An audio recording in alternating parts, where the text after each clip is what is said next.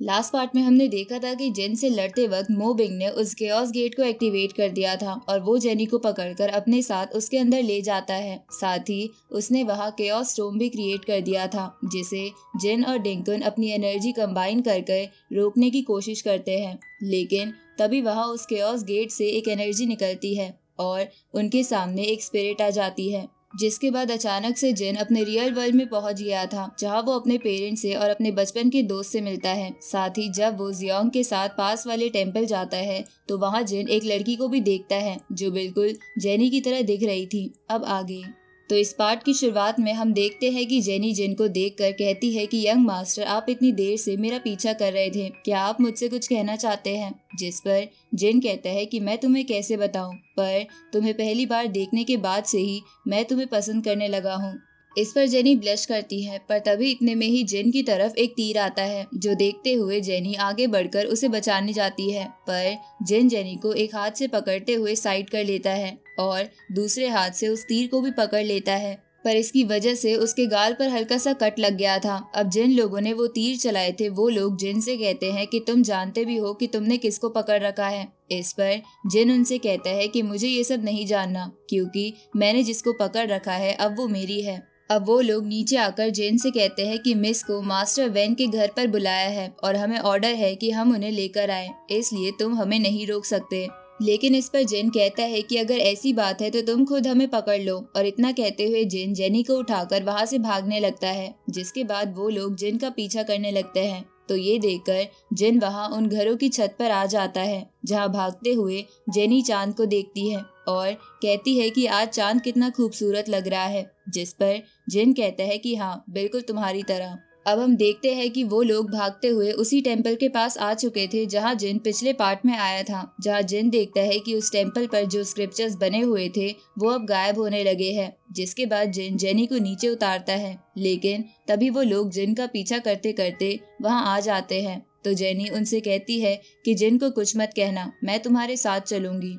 लेकिन इस पर वो लोग कहने लगते हैं कि नहीं, इसने वहां से भागकर बहुत बड़ी गलती की है, इसलिए इसे इस चीज की सजा देनी ही होगी। और इतना कहते हुए वो लोग आगे बढ़ रहे थे, जो देखकर जेनी डर जाती है और पीछे हट जाती है। इसके बाद जिन अपनी स्पिरिचुअल एनर्जी का इस्तेमाल करते हुए एक फॉर्मेशन क्रिएट करता है, लेकिन जब वो लोग ये चीज देखते हैं तो वो डर जाते हैं और ये कहते हुए भागने लगते हैं कि ये तो कोई जादूगर है। लेकिन जिन ने उसी फॉर्मेशन को उनके पैरों के नीचे बना दिया था, जिसकी वजह से वो सभी लोग वहीं पर रुक जाते हैं, जिससे वो बहुत डर गए थे। जिस पे जिन कहता है कि कमाल है, मैं यहाँ भी अपनी पावर्स इस्तेमाल कर सकता हूँ। तो ये देखकर जिन उस फॉर्मेशन को ब्लास्ट करता है, जिसके बाद वो लोग वहाँ से दूर जाके गिरते हैं। अब हम देखते हैं कि जिन की आंखों में आंसू थे, जो देखकर जेनी उसके करीब आती है और उसके आंसू पोंछते हुए पूछती है कि अचानक तुम्हें क्या हुआ। जिस पर जिन कहता है कि तुम्हें देखकर मुझे अपने एक पुराने दोस्त की याद आ रही है।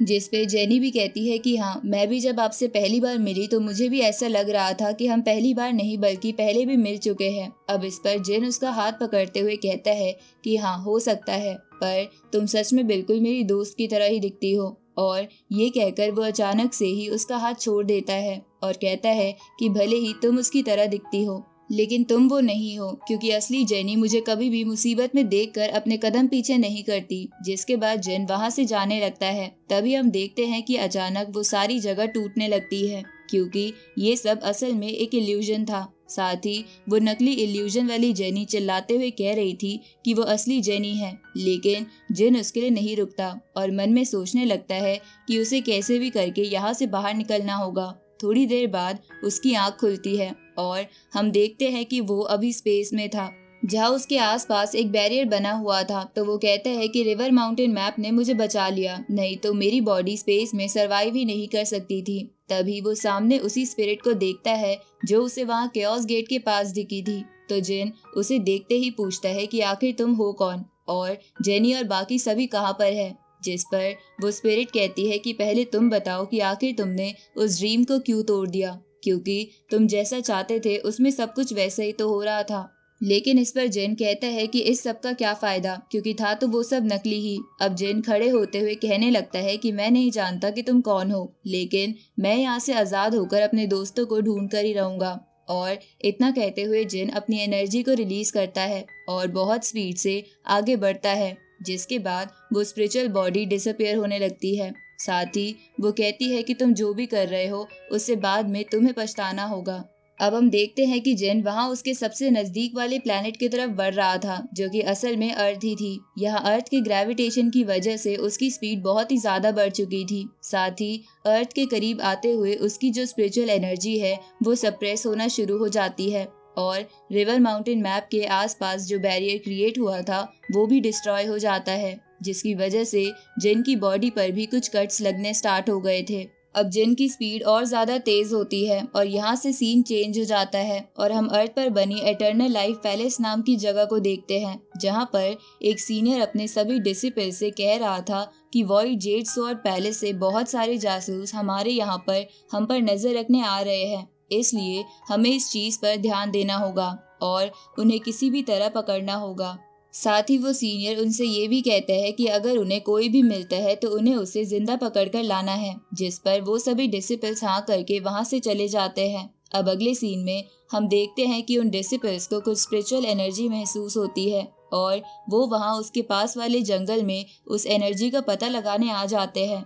जहाँ जब वो उस एनर्जी का पता लगा रहे थे तभी हम वहाँ एक लड़की को देखते हैं जो कि असल में वॉइड जेड इमोर्टल पैलेस की ही एक डिसिपल है, जिसका नाम जियांग है। साथ ही वो इन्हीं लोगों से छुप रही थी। अब जब वो देखती है कि ये लोग जा चुके हैं तो इसके बाद वो भी वहाँ से जाने लगी थी, पर जब वो कुछ सोचते हुए आगे बढ़ रही थी तभी अचानक से उसका पैर जिन से टकराता है और वो जिन के ऊपर गिर जाती है। लेकिन तभी उसने तुरंत अपना चाकू निकालते हुए जिन की गर्दन पर रख दिया था और वो उससे पूछने लगती है कि आखिर तुम हो कौन। लेकिन वो देखती है कि ये तो बहुत इंजर्ड है, इसलिए वो जिन की सांसें चेक करती है, जिससे उसे पता चलता है कि वो अभी मरा नहीं है। अब इसके बाद वो जिन पर कुछ हीलिंग एनर्जी का इस्तेमाल करती है और उसे वहां से उठाकर ले जाने लगती है। जहाँ रास्ते में वो जाते हुए कह रही थी कि तुम्हें मुझे थैंक यू कहना चाहिए, क्योंकि इस तरह के बर्फीले जंगल में कोई भी आकर तुम्हारी मदद नहीं करने वाला था। तभी हम देखते हैं कि अभी जिन भले ही बेहोश था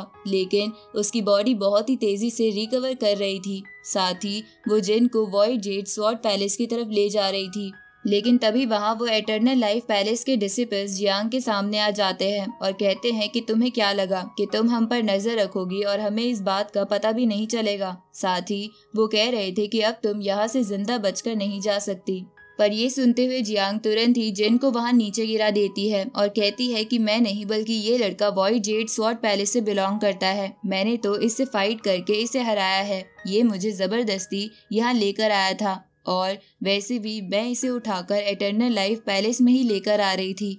तो इस पे वो डिसिपल्स कहते हैं कि हम तुम पर यकीन कैसे करें, इसके लिए तो पहले तुम्हें हमारे साथ पैलेस चलना होगा। अब जियांग कहती है कि ठीक है, मैं साथ चलने को तैयार हूँ। लेकिन तभी वो नीचे गिर जाती है और कहने लगती है कि मेरे अंदर अभी बिल्कुल भी ताकत नहीं बची है, क्या आप लोग मेरी मदद कर सकते हो। अब जब वो डिसिपल्स आगे बढ़ रहे थे तभी जियांग उन पर हमला कर देती है, पर तभी दूसरे डिसिपल ने भी जियांग पर हमला कर उसे वहां से दूर फेंक दिया था, जिसकी वजह से वो सीधा जाकर सामने एक पेड़ से टकराती है। अब वो लोग फिर से उस पर हमला करते हैं, लेकिन तभी जियांग के सामने एक बैरियर क्रिएट हो जाता है जो कि उसे इनके अटैक से बचा लेता है, जो बैरियर जिन ने क्रिएट किया था, क्योंकि अब वो होश में आ चुका है। जिसके बाद वो उन डिसिपल से कहता है कि तुम लोग एक ब्यूटीफुल लेडी पर हमला कैसे कर सकते हो, क्या तुम्हारे अंदर मैनर्स नहीं है। अब उसके इतना कहते ही ये पार्ट यहीं खत्म होता है।